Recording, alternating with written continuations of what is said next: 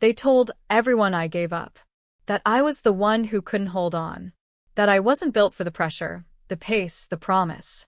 They never said it directly to my face, but I heard it in their pauses. I saw it in their eyes when I walked into the room, like I was the shadow of someone they once believed in. They rewrote my story before I even had a chance to live it. In their version, I flinched.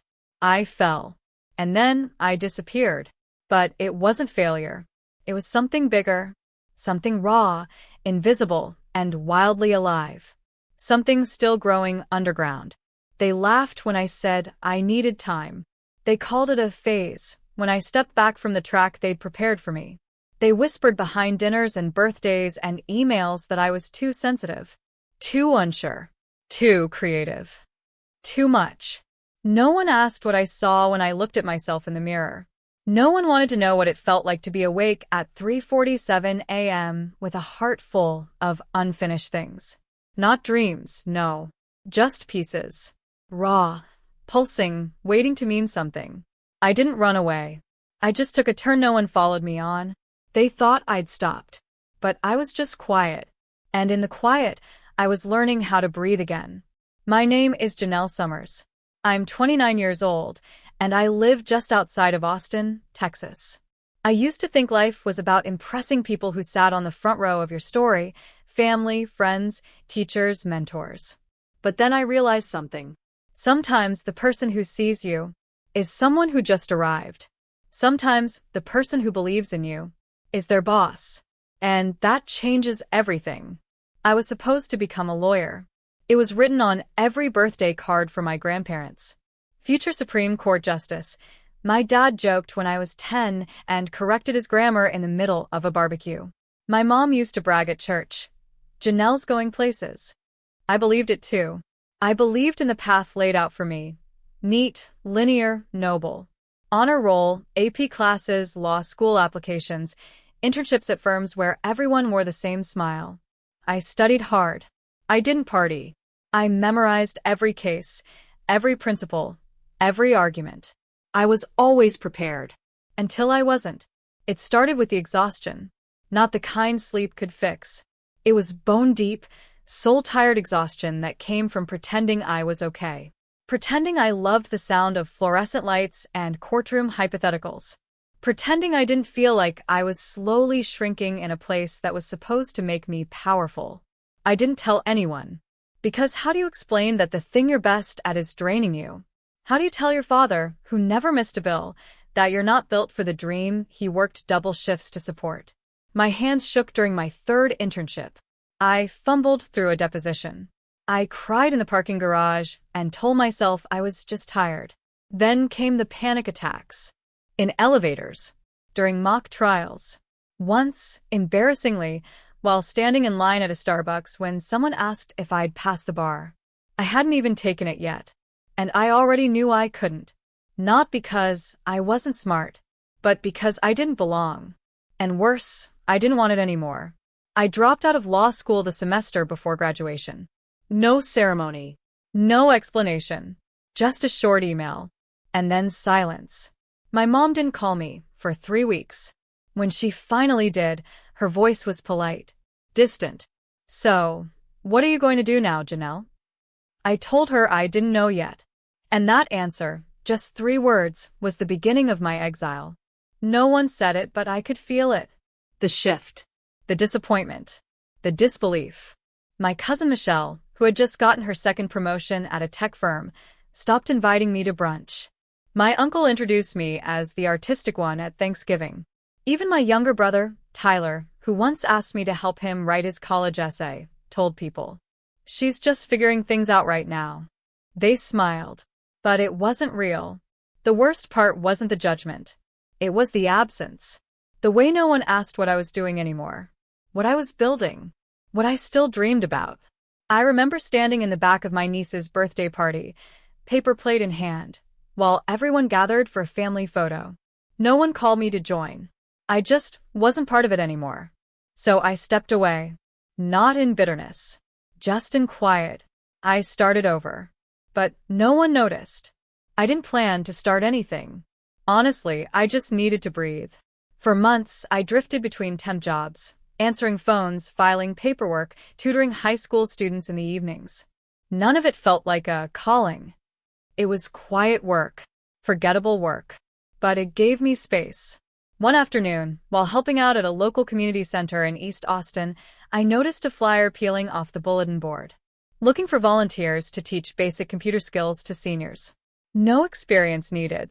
I didn't know why I called. Maybe it was boredom. Maybe guilt.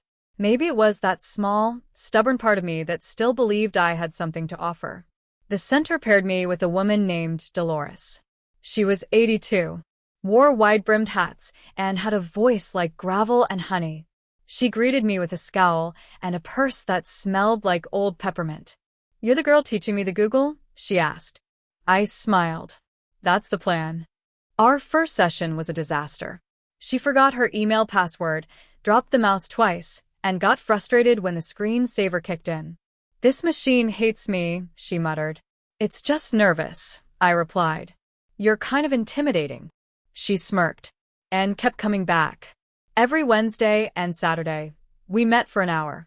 She learned how to use Zoom, how to check her Medicare portal, how to send a photo to her daughter in Nevada. Then one day, after I showed her how to join a family group call, her voice cracked. "You brought my baby into my living room," she said. She was crying, tears rolling down her cheeks as she touched the screen with trembling fingers. I hadn't seen her face in 2 years. I just sat there, still, humbled. That night, I couldn't sleep. Not from stress, but something else, something that felt real. Like I'd finally built something that mattered, even if it was just a bridge between an old woman and her daughter. So I kept going. I put together some basic lesson plans, typed out instructions in large fonts, printed diagrams of keyboard layouts, and sent them home with students in plastic folders. I called it Silverlink. Nothing fancy, just a name on a page. But people started showing up. I wasn't a lawyer. I wasn't anyone special. But every week, a dozen seniors sat in a circle with me, learning how to log in, connect, reach out. It was slow work, unpaid, unglamorous. But every thank you hug, every first email sent, every joyful face on a FaceTime call told me I was doing something that counted. It didn't make headlines, but it mattered. Silverlink started in a single classroom with a whiteboard that barely worked and 3 secondhand laptops. But word spread. Within 8 months, we'd grown from 12 participants to over 200 across 3 locations in the city. A retired engineer from Round Rock offered to build a simple website. A local coffee shop started donating refreshments every Thursday. And then the real turning point, a small grant from the city's Department of Aging and Community Services. $5,000. It felt like $5 million. I used every cent to purchase tablets, hire part-time instructors, and print booklets in Spanish and Vietnamese. I created a tiered curriculum. Beginner, everyday use, video calling, and online safety. People could track their progress. They started bringing friends. We were onboarding nearly 1,200 seniors per month. People who had never touched a device were now booking medical appointments online, texting grandchildren, even joining Facebook groups. We sent out newsletters, yes, printed and emailed. And 1 month, we hit a 78% open rate. That's higher than some Fortune 500 companies. I kept all the metrics in a notebook I bought from a Dollar Tree. Every sticky note meant a win. Every checkmark meant a soul reconnected. But none of it seemed to matter to the people whose validation I still secretly craved. My mom visited me once at the main center. She brought a peach cobbler for the volunteers and smiled at everyone. Then in the car, she asked, "So, is this like a hobby? Or are you looking for a real job soon?" I stared out the window and said nothing. She didn't mean to hurt me, but she did. A few days later, at a cousin's baby shower, I overheard my uncle say, "She's doing some kind of computer class thing for seniors. Real noble work." His voice dipped on noble, like it was a euphemism for failure. And when someone brought up that Michelle had just led a $3 million product launch, everyone clapped. I just sipped my punch and smiled. Apparently, if it wasn't on LinkedIn, it didn't count. Even Tyler, my brother, once joked at dinner, You've always been the free spirit in the family, like a social butterfly with a router. It stung more than it should have, because I wasn't free. I was working harder than I ever had. Training volunteers, filing paperwork, answering emails at midnight from widows trying to log into Zoom. But in my family's eyes, I was still figuring things out. Still the dropout. Still the question mark in a line of exclamation points. Outwardly, I was thriving. Silverlink was helping people. City newspapers were writing about us. I'd been invited to speak at a conference in Houston. But at home, during Thanksgiving dinner, I was still asked to pass the salt more often than I was asked about my work. I wanted them to see, not just the numbers or the growth, but the heart of it, the real impact. But they didn't. Or maybe they couldn't. And so I kept building. Quietly. Steadily. With no applause from the people I once longed to impress. The day that changed everything didn't begin with fanfare. It was just another Tuesday. Hot, quiet, ordinary. I was at the center early, helping replace a broken modem. The AC was acting up again, and the printer refused to cooperate. I was balancing a laptop on one arm and a half-eaten granola bar in the other when I noticed a group of people walking in. It was a new intake session, a mix of retirees, volunteers, and 2 interns from a local nonprofit. One of the interns was a tall woman in her mid-30s, wearing a crisp blouse and holding a clipboard. She moved with that confident urgency I used to have when I still thought suits and schedules equaled success. She smiled, introduced herself. Hi, I'm Vanessa. I'm shadowing today. Our org is looking into tech literacy grants for elder care programs. I've heard great things about Silverlink. We chatted briefly. I gave her a quick tour, showed her our sign-in system, and then left her with another volunteer so I could return to fixing the printer. About an hour later, I heard her voice from the back classroom. She was on a call, her tone quiet but intense. No, Dad. It's amazing. You know that app Grandma used last year to talk to Aunt Lynn before she passed? The one you said saved the family? Yeah, that was this. Same program. Same lady, I think. I froze. I walked to the door, staying just out of sight, listening as she continued. Honestly, I never expected to meet her. But yeah, she's here.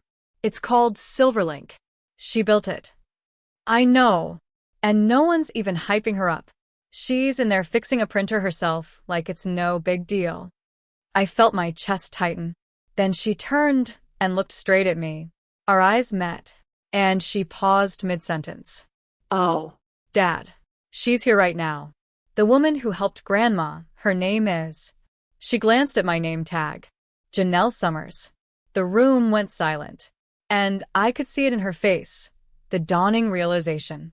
Not just that she knew the program, but that it had mattered. She walked toward me, phone still in hand, blinking back tears. You don't know me, she said softly, but you changed my family's life. I tried to say something clever, to make light of it, to wave it off like I always did. But the lump in my throat wouldn't let me. She held out her hand. My grandmother was Clara Ramirez. She was in hospice last year. She hadn't spoken to her sister in 15 years. And then she did, because of your app. My knees almost buckled. Clara Ramirez had joined our classes online through a nursing assistant. She'd struggled with a tablet, but her niece had helped her connect. She was one of the first to send a voice memo through our voice-to-email pilot. And now here was her granddaughter's boss's daughter, standing in my center, telling me that something I built had bridged the impossible. I nodded slowly, my voice barely above a whisper. I remember Clara. She laughed like a little girl. Vanessa blinked hard and smiled. I know. We hadn't heard her laugh like that in years. Then her phone buzzed again. A text. She glanced down. Sorry. My boss wants to meet you, she said, her tone suddenly serious. He's the director of the Austin Aging Initiative, and he's been trying to track down whoever started Silverlink for over a month. You've been on his shortlist, and you just showed up. I laughed. Half disbelief, half relief. I've been here the whole time. She smiled again, this time with reverence. And it hit me. The recognition I had begged for. The respect I had chased in silence. It came not from a holiday dinner or a family group chat, but from a stranger whose grandmother I had never even met in person. That night, I sat in my car, watching the sun fall behind the skyline. The heat still radiated off the pavement, but I felt cool, steady, Seen. not because I demanded attention, but because the truth walked in by itself and refused to stay quiet. The meeting with Vanessa's boss happened 2 weeks later. He walked into the center with 2 associates and a thick folder marked Tech Equity, Pilot Opportunities. But when he spoke to me, it wasn't about contracts or funding. He wanted to hear stories. He asked questions like, "What made you start this? What's been your hardest moment? How did you keep going when no one noticed?" I told him everything. The slow Wednesdays. The night I cried alone after a volunteer bailed last minute. The morning Dolores had brought me coffee because she noticed I looked tired. He listened. Really listened. And then, just before he left, he said, "You didn't build a tech program, Janelle. You built a bridge back to humanity. Whatever happens next, we want in." For the first time, I didn't feel like I had to explain myself.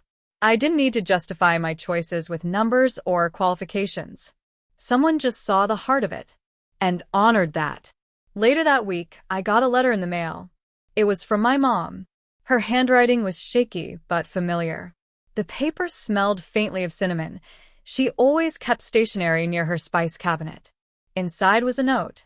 "I've been talking to Mrs. Evelyn down the street. She said her grandson helped her get on that Silverlink thing. She said she saw my peach cobbler on a class video call. And she said it made her cry. I guess I didn't realize what you'd built. But now I see it. I see you." I folded the letter once, then again. I didn't pin it to a wall. I didn't post about it. I just kept it in my drawer, beside the folder where I stored every class sign-in sheet and every feedback card. A few weeks later, my brother Tyler sent me a voice memo. It was short, awkward, but real. Hey. "So, I saw something on LinkedIn about Silverlink partnering with the city. That's insane. Just wanted to say you did good. I was wrong. Proud of you." I didn't need to hear it. Not anymore. But it was still nice. Like a gentle breeze after a long, dry season. I've stopped chasing approval. Not out of bitterness, but out of fullness. I have nothing to prove to anyone now. Because the woman I became in silence, in rejection, in overlooked corners of community centers. That woman? She's enough. It wasn't pride. It was peace. And that peace? It doesn't need to shout. It just sits with me now. Like a friend I finally learned to trust. If you've ever felt unseen, this story was for you. If you've ever built something quietly, stayed up late, wiped your own tears, and showed up the next morning anyway, if you've ever given your heart to something nobody clapped for, I see you. Because that was me. The girl who sat through family dinners where no one asked about her day. The one who smiled politely as people praised cousins and colleagues and never mentioned her name. I know how it feels to work in silence, to pour meaning into something everyone else dismisses as just a phase or a hobby. But I also know this: recognition is not the seed. It's the bloom. And the bloom only comes when you keep watering, even when no one notices. You don't need everyone to believe in you. You just need to believe in what you're building. And trust that the right eyes will find it. In time. In truth. Somewhere out there, someone is being helped by something you made. They may not know your name, but they've felt your effort. They've felt your love. That is real. That is enough. And if you're still in the messy middle, the part where the printer's broken, the grant is delayed, and no one's texting back, keep going. Quiet victories are still victories. Soft revolutions still change lives.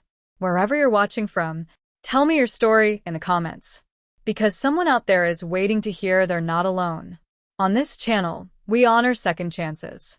We celebrate the slow rebuild. We believe the most powerful stories aren't always the loudest. Thank you for listening. Thank you for believing that stories like this, like yours, matter. More are coming. And maybe next time it'll be yours. Until then, stay brave, stay kind, and keep building in the quiet.